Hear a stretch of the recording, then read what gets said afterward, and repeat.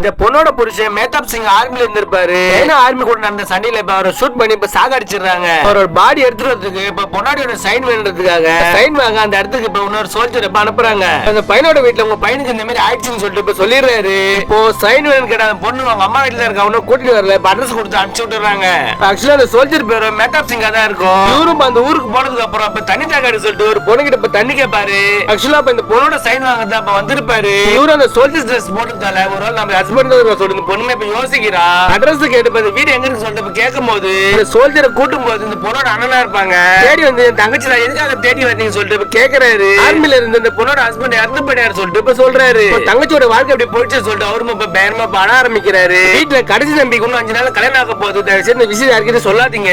தங்கறதுக்கு நல்ல அரேஞ்ச்மெண்ட் நான் பண்ணணும்னு சொல்லிட்டு இப்ப சொல்றாரு. கல்யாணம் முடிஞ்ச உடனே நான் எங்க தங்கச்சி கிட்ட சைனை வாங்கி தரேன் சொல்லிட்டு அவரும் இப்ப வாக்கு கொடுத்துறாரு. இந்த பொண்ணுக்கு வந்தவர் நம்ம புருஷனா இருப்பார் சொல்லிட்டு இப்ப சந்தேகத்துல சாப்பாடு எடுத்து சாக்கல அவர் பேரை கேக்குறா. அப்புறம் மேத்தாப் சிங் சொன்ன உடனே சந்தோஷம் இல்ல அங்க இருந்து போயிடுறா. பின்னாடி கல்யாணம் முடிச்சதுக்கு அப்புறம் நம்ம புருஷன் நம்மள வீட்டுக்கு கூட்டும் போறா சொல்லிட்டு பொண்ணு பயங்கர சந்தோஷப்படுறா. அவருக்காக திருத்தணுமா அடிக்கடி லட்டுலா போயிட்டு வந்து இப்ப கொடுக்குறா.